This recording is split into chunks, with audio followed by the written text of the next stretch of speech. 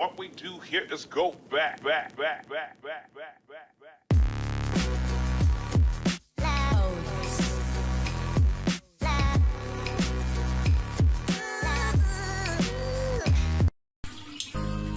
আসসালামু আলাইকুম viewers, Amina's kitchen থেকে আমি আমেনা বলছি।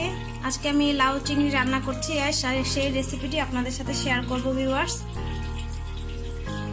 আমি যেভাবে লাউ রান্না করি সেই রেসিপিটি আমি শেয়ার করছি।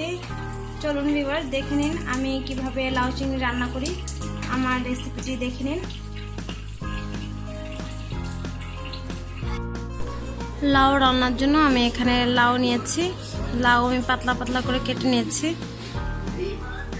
আমি যে চিংড়ি মাছটা দিয়ে রান্না করব সেই জন্য আমি এখানে ছোট সাইজের চিংড়ি মাছগুলো আমি ভালোভাবে বেছে ধুয়ে নিয়েছি। যে পাত্রে আমি রান্না করব ওই পাত্রে আমি 1 কাপ পানি দিয়ে দিয়েছি। আমি যেহেতু তেল ছাড়া রান্না করব এর জন্য আমি পানি দিয়েছি। পানির মধ্যে আমি সামান্য পেঁয়াজ কুচি দিয়ে দিচ্ছি।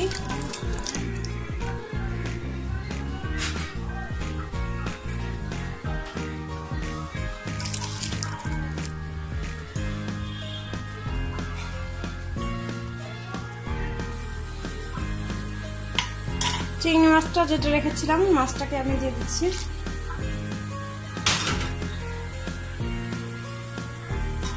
আমি দিয়ে দিচ্ছি 1 চা চামচ পরিমাণ রসুন বাটা,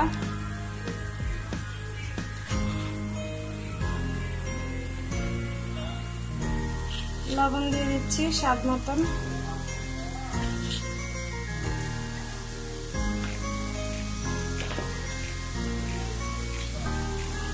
হাফ চামচ পরিমাণ হলুদের গুঁড়ো, হাফ চামচ মরিচের গুঁড়ো। এবার আমি ভালোভাবে মাছটাকে কষিয়ে নিচ্ছি।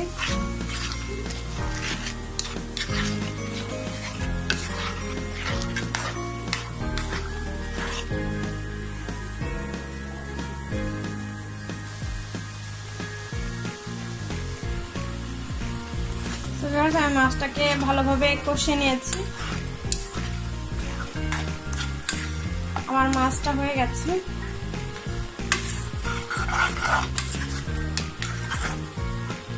এখন এর মধ্যে আমি কাঁচামরিচ দিয়ে দিচ্ছি। কয়েকটা কাঁচামরিচ ফালি করে আমি দিয়ে দিলাম।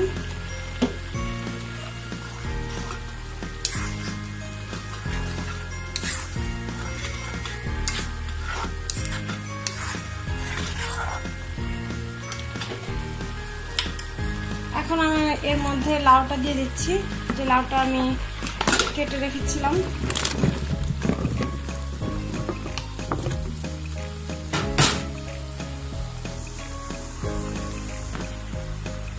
আমি লাউটাকে দিয়ে দিলাম। এবার লাউটাকে আমি ভালোভাবে মিক্স করে দিচ্ছি। আমি লাউটাকে ফুল আঁচে রান্না করছি ভিউয়ার্স।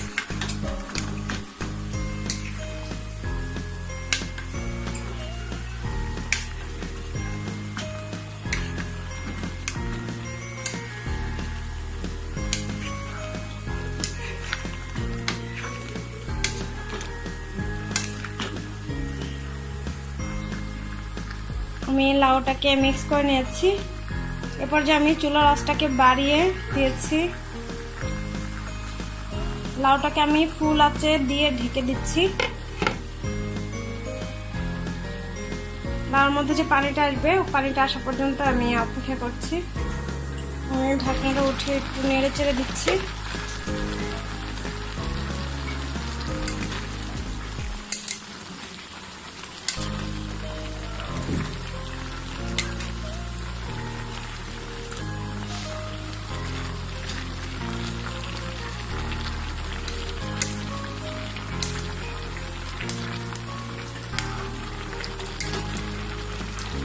আবারও আমি ঢেকে দিচ্ছি।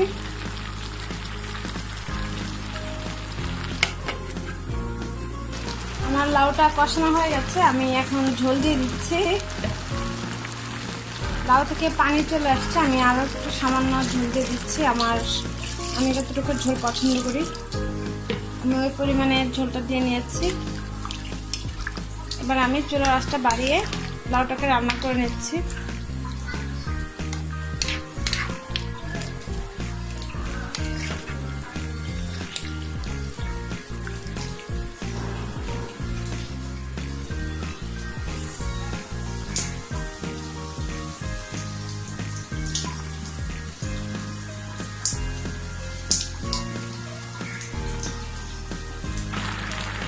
সো ভিউয়ার্স, আমার লাউ রান্না হয়ে গেছে।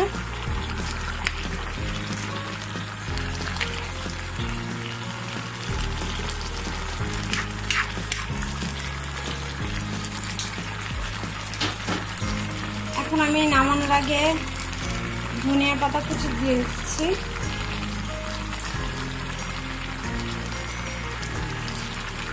পরিবেশন করে আপনাদেরকে দেখাচ্ছি ভিউয়ার্স।